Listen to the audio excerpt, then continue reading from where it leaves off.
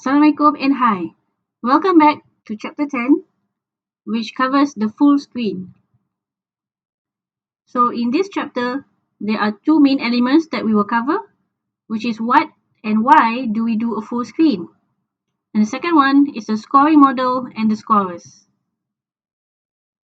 So before we cover the full screen, previously, we have learned about how are we going to select the concept.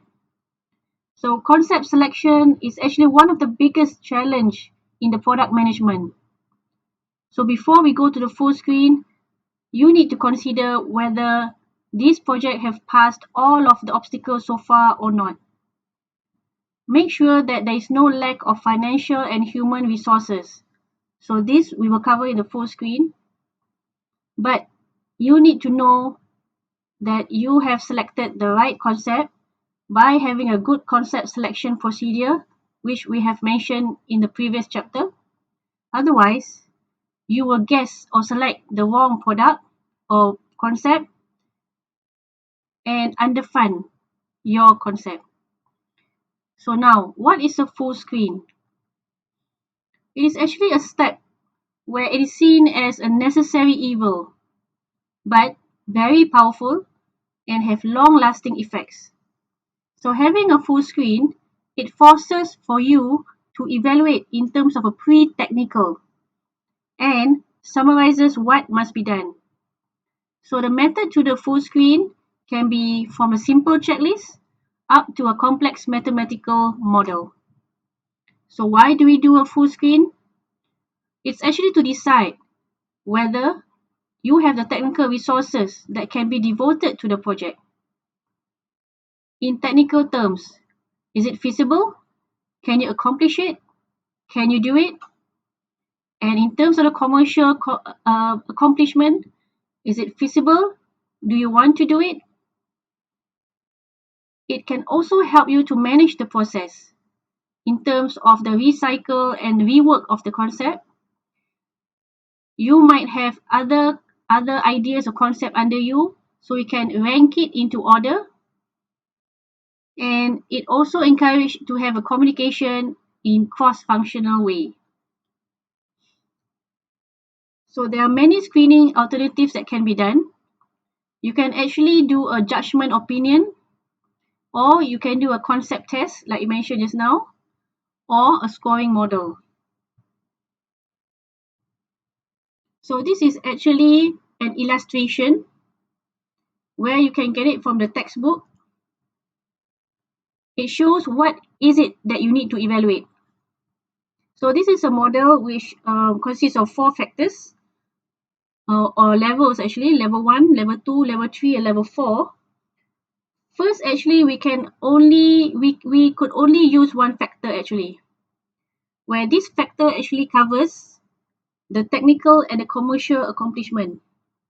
A financial term called the net present value of the discounted stream of earnings from the product concept, considering all direct and indirect costs and benefit. It's actually in a finance way to say the bottom line is, have you concluded all the costs in terms of the technical, marketing, and also the profit that you can get? So if you can get that net present value, and if you know that, you do not have to go to the next level. It's good to just go to the first level, and that will be quite easy. However, not almost can cover only level 1. That's why some people go through level 2.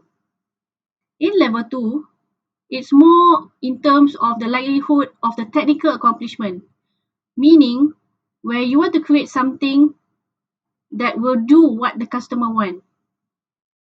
And the likelihood of the commercial accomplishment, whether you can sell it profitably. There is again nothing left to do. So if there are high chances of a commercial and technical accomplishment, and if you know, then you are finished. Unfortunately, experience actually has showed that you can't just have these 2 levels. So you need to go to level 3. So you need to see on the commercial accomplishment whether you know your sales, you know the margin of those sales, You know your marketing and administration expenses. Okay, so again, you still fall short. You need to know all that. And also on the packaged goods, have you estimated, so you can see whether are you familiar or with the market? Are you already communicated with the buyers in the market? So all of these have chances for good sales up to level 3, and this will help you to have a scoring model. Like I mentioned here, this is just a sample of a screening through a scoring model which you can give to the scoring team, which is the marketing, technical, operation, and finance. You can also give to the new product managers and also other staff to see whether it can be accomplished or not in terms of the technical and also the commercial. So this is more deeper than the concept testing. So this is very important before you proceed to the prototyping or developing your prototype. It actually determines the success of the product that you're going to set with. With that, thank you.